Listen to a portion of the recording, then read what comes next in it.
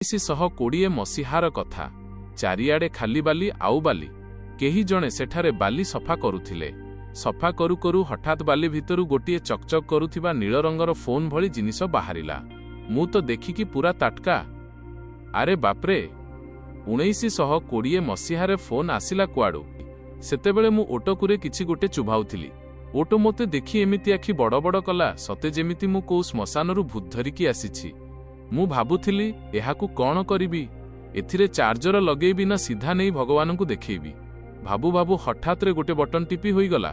ସେଥିରୁ ଏମିତି ଏକ ଅଜବ ଶବ୍ଦ ଆସିଲା ଯେ ମୋ ହୋସ୍ ଉଡ଼ି। ମୋ ପଛରେ ଥିବା ପିରାମିଡ୍ଟା ଧୀରେ ଧୀରେ ବଡ଼ ହେବାକୁ ଲାଗିଲା। ମୁଁ ପଛକୁ ଅନାଇଲା ବେଳକୁ ମୋ ଆଗରେ ଗୋଟେ ବିରାଟ ମମି ଷ୍ଟାଚୁ ପୁରା ଫ୍ରିଜ୍ ହୋଇ ଠିଆ ହୋଇଛି। ଭୟରେ ମୋ ହାତରୁଟି ତଳେ ପଡ଼ିଗଲା। ମୋ ଓଟ ମୋତେ ଏମିତି ଚାହୁଁଥିଲା ଯେମିତି କହୁଛି, ଆବେ ବେକୁଫ୍, ଏଇଟା କ'ଣ ଉଠେଇ ଆଣିଲୁ କିଲୋ? ହଠାତ୍ ସେହି ଷ୍ଟାଚୁର ମୁହଁ ଭିତରୁ ଏକ ସିଡ଼ି ବାହାରି ତଳକୁ ଆସିଲା। ମୁଁ ସାହସ କରି ସିଡ଼ି ଭିତରକୁ ଗଲି। ଭିତରେ ପୁରା କାଳିଆ ଅନ୍ଧାର।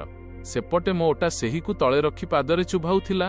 ତା ଫଳରେ ଷ୍ଟାଚୁଟି ଏପଟ ସେପଟ ହୋଇ ଏମିତି ବୁଲିଲା ଯେ ଲାଗିଲା ମମି ଡ୍ୟାନ୍ସ କରୁଛି। ସବୁଠୁ ମଜା କଥା କ'ଣ ଜାଣିଛନ୍ତି?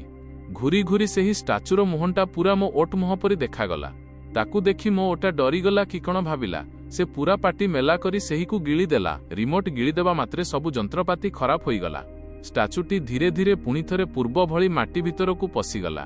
ସେଠାରେ କେବଳ ପିରାମିଡ୍ ପଛରୁ ଗୋଟେରେ ଗୋଇଠା ମାରି ବାହାର କରିଦେଲେ। ମୁଁ ନିଜେ ଖୋଳିଥିବା ସେହି ଗାତ ଭିତରେ। ସେଥିପାଇଁ ବଡ଼ମାନେ ସତରେ କହିଛନ୍ତି, ଯେଉଁ ପିଲା ଅନ୍ୟ ପାଇଁ ଗାତ ଖୋଳେ ସେ ଦିନେ ନା ଦିନେ ନିଜେ ସେହି ଗାତରେ